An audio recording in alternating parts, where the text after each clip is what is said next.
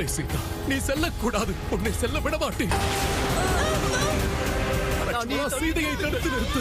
ஹனுமான், போகாதே உயிரே, போகாதே. எந்த பலத்தாலும் காலத்திற்கும் உன்னையும் என்னையும் பிரிக்க இயலாது என்று நான் இந்த தடையை உடைப்பேன். சீதையிடம் நிச்சயம் சென்றடைவேன்.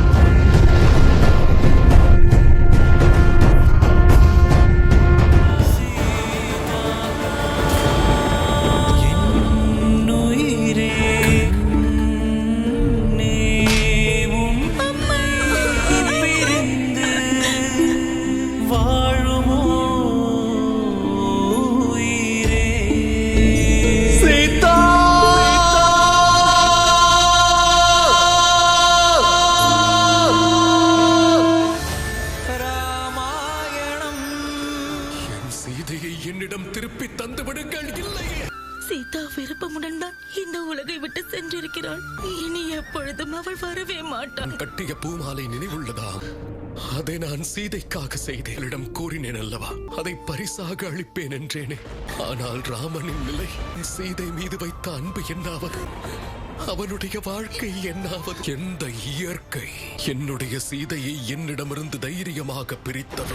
இன்று நான் அதே இயற்கைக்கு எச்சரிக்கை விடுக்கிறேன். என்னுடைய சீதை எனக்கு மீண்டும் கிடைக்கவில்லை என்று. நான் தசரதனின் மைந்தன் ராமன். இந்த உலகில் இயற்கையால் நடக்கும் அனைத்தையும் அழித்து விடுவேன்.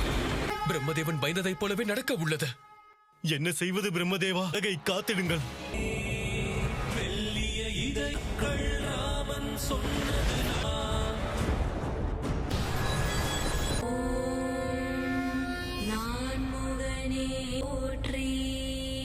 நேரம் வந்துவிட்டது எம்பெருமானே. என்ன நேரம்? நான் கூறினேனே உமா. ராமா, தாங்கள் என்னை தடுக்காமல் இருப்பதே நல்லது.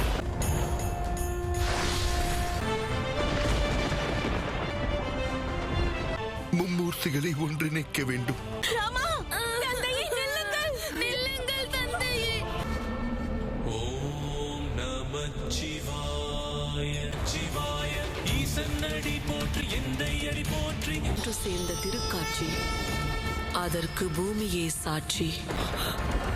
நான் தசரதனுடைய மைந்தன் ராமன். திறமையால் நான் கற்ற அனைத்து சக்திகளையும் ஒன்றிணைத்து, அதோடு நான் பெற்ற வரங்களையும் என் சக்திகளோடு ஒன்று திரட்டி, இதையும் நானும் பெரிய காரணமாக இருந்த இந்த பூமியை அழிக்கப் போகிறேன். இன்று ரகுவம்சத்தின் இந்த வில்லுக்கு முன்பு அந்த விதியே தலை வணங்க வேண்டும்.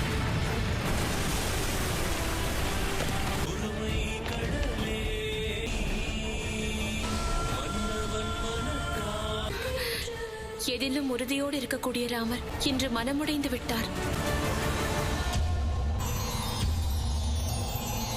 ஓம் நமச்சிவாய நமச்சிவாய நமச்சிவாய நமச்சிவாய. எம்பெருமானே, வணங்குகிறேன். வணங்குகிறேன் பிரம்மதேவா.